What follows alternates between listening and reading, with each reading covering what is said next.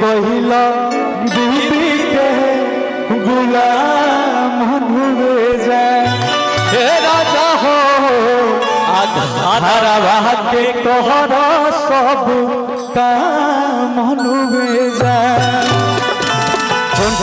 सुबह 6:15 पर रिलीज हुई। आप सब एक बार जरूर देखो।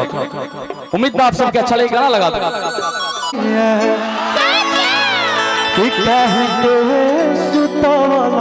सैया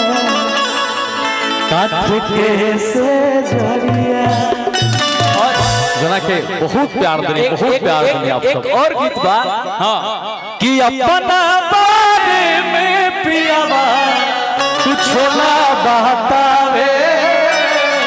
बड़ा सुंदर भाव देखी। पत्नी कहली भैया पत्नी भाग के ससुरारी से भाग के अपना यार के लागे आ कहलस यार ते हैं मेरा पति तो ऐसा मिल गया है ना कि जब भी हम लोग मिलते हैं तो उसका क्वेश्चन बस एक ही रहता है कि जब तुम कुंवारी थी तो उस टाइम का सारा बात मुझे बताओ। जब ये बात जब पत्नी पूछती थी, जब पत्नी पूछे लागल तो पति देव कुछ ना बतौले। बेचारी रोवत रहे, रोवत आके कहलस राजे भैया से आके कहले भैया भाई काहे अतना रोवताड़ू। हाँ ये बोला कि कदरा के धोवताड़ू कि दुखवा के बोझा दिल में अब कैसन ढोवताड़ू कि ससुरा से कहे अइलू गावे कि ससुरा से कहे अइलू बरगावे। सब लड़कियां कहलस कि अपना बारे में पियावा कुछ ना बतावे कि अपना कुछ ना बतावे हमारा से जाने खातिर क्रिया धारावे। हमारा से जाने खातिर क्रिया धारावे। हमारा से जाने खातिर आहे तना रोवा तारू तजरा के भोगा तारू दुखवा के बोझा दिल में भैया भैया ससुरा भैया इस ससुरा से कहे अइलू हर गावे भैया अरे जी भाई कि अपना बारे में पियावा कुछ ना बतावे। अरे अपना बारे में पियावा भैया इधर आजा। अब हम राजा भैया चाहता नहीं कि कंपटीशन भइल ह, बड़ा लोग प्यार दिला ह, अब सब कुछ केक में मिला ले आओ। काहे कि प्रेम से बड़ा चीज कुछ नहीं के दुनिया में। तू तो ऐसे हारिए गइल लेकिन कोई बात नहीं के भाई भाई तो भाई ही रहेगा ना। अच्छा नहीं का हारल भाई किस बात का झगड़ा किस बात का भैया जीत गइले हो सुना खुश बड़ा लोग सुना। अगर ई बात कहब कि हम नहीं हारल तो हम वादा करते नहीं कि हम अपना रहने से तहारा सम्मान में ताली बजवा दे। अच्छा ठीक बा तो हेनियो जीवन राजा भैया तो हमारा सम्मान में तोहरा खातिर ताली बजा दे। मैंने आ गए नहीं हाँ तो ताली बजा कर प्यार दे दीजिए भैया। अपना बारे में पियावा कुछ ना बतावे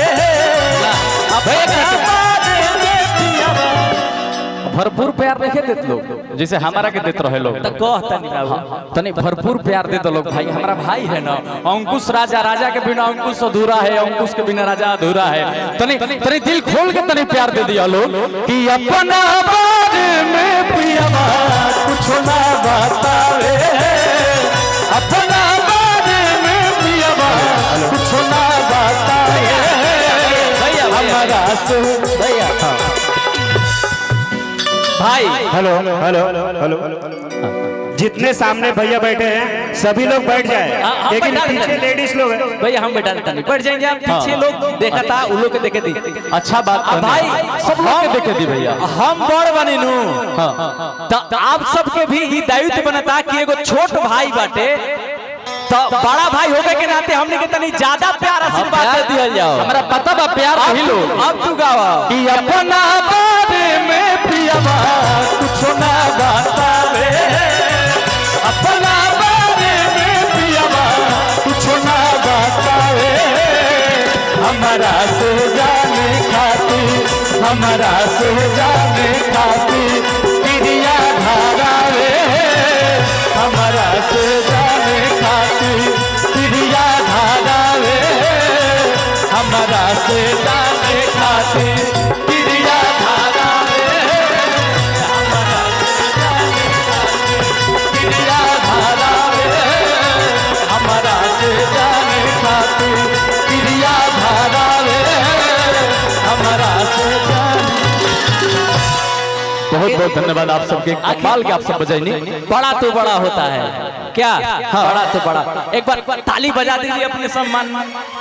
बहुत बहुत धन्यवाद, बहुत बहुत धन्यवाद। क्या बात है। अब तनी रिकॉर्डिंग लगाओ। हाँ, रेडी बा भाई। आप सब से रिक्वेस्ट बा, आप सब से आग्रह बा कि कल अंकुश राजा ऑफिशियल पर जाइब सब है, और बीवी के गुलाम जौन गाना 6:15 में कल सुबह रिलीज होता, वो सब उ गाना के आप सब ढेर सारा प्यार और आशीर्वाद। बिना कंपटीशन के एगो बात कहल चाहब, जोना तरीके से आप सब हमने दोनों भाई के प्यार आशीर्वाद देने ए पे हमारा दिल से वो बात निकला था, फिर तो रिकॉर्डिंग बजबे करी, डांस सुखबे करी। आए हैं तेरे रहमत से खुशी का ये पैगाम है, आए हैं तेरे रहमत से खुशी का ये पैगाम है, आप सबके मोहब्बत से ही हमारा आज नाम है। आए हैं तेरे रहमत से खुशी का ये पैगाम है, आप सबके मोहब्बत से ही हमारा आज नाम है। अजब एहसास होता है दिल में, दी है खुशी जो आपने, यहाँ के स्वर्ग धरती को बारंबार प्रणाम है, बारंबार प्रणाम है। चूंकि आप सब इतना प्यारा आशीर्वाद हमने दोनों भाई के देने, दिल से थैंक यू, बहुत बहुत धन्यवाद। Love you always. ये गाना बजा दे बात को। अब आओ एक बार 6 बजे देखिए लो।